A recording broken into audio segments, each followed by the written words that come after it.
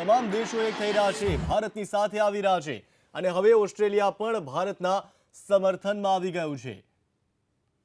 પાકિસ્તાની આતંકવાદી જૂથો પર આકરી કાર્યવાહી કરે તેવું પણ ઓસ્ટ્રેલિયાનું કહેવું છે અને ભારતના સમર્થનમાં આવતાની સાથે જ એક મોટો દેશ ભારતના સમર્થનમાં આવી ગયો છે, પડખે ઊભો છે. કારણ કે અત્યાર સુધી ઓસ્ટ્રેલિયા, ઇઝરાયલ, ફ્રાન્સ, રશિયા અને બાંગ્લાદેશ જોડાઈ ચૂક્યા છે, ભારતને સમર્થન કરી ચૂક્યા છે. તો બીજી તરફ પાકિસ્તાન પર હુમલાથી ચીનના પેટમાં તેલ રેડાયું છે.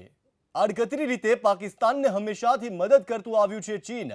આપણા બંને પાડોશી દેશ હંમેશાથી ચમચુપાત કરવામાં પહેલો નંબર રહ્યા છે. હંમેશાથી પાકિસ્તાનની કરોડરજ્જુ બનીને ઊભું રહ્યું છે ચીન. પાકિસ્તાનને બેક સપોર્ટ કરતું આવ્યું છે ચીન અને પાકિસ્તાન પર જે હુમલો કરવામાં આવ્યો, મોડી રાત્રે ઓપરેશન કરવામાં આવ્યું, તેના કારણે ચીન બોખલાઈ ગયું છે.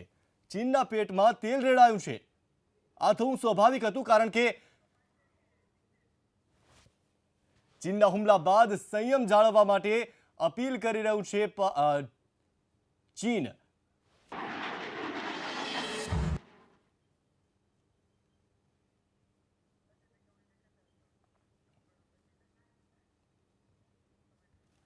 વધુ એક દેશ ભારતના સમર્થનમાં આવ્યો છે. હવે ઓસ્ટ્રેલિયા પણ સમર્થન કરી રહ્યું છે ભારતનું અને આ બધાથી બોખલાઈ ગયું છે ચીન.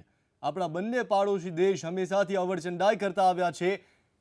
પીઓકેમાં જઈ પાકિસ્તાનના ઘરમાં ઘૂસી અને ભારતે જે કાર્યવાહી કરી તેનાથી ચીન બોખલાઈ ગયું છે. ચીનના પેટમાં તેલ રેડાયું છે. આપણે જણાવી દઈએ કે ચીન હંમેશાથી આડકતરી રીતે પાકિસ્તાનનું સમર્થન કરતું આવ્યું છે. પછી તે મસૂદ અઝહરને આતંકવાદી ઘોષિત કરવાની વાત હોય કે પછી જૈશ એ મોહમ્મદને આતંકી સંગઠન ઘોષિત કરવાની વાત હોય, હંમેશાથી ચીન પાકિસ્તાનનું સમર્થિત રહ્યું છે, પાકિસ્તાનને મદદ કરતું આવ્યું છે.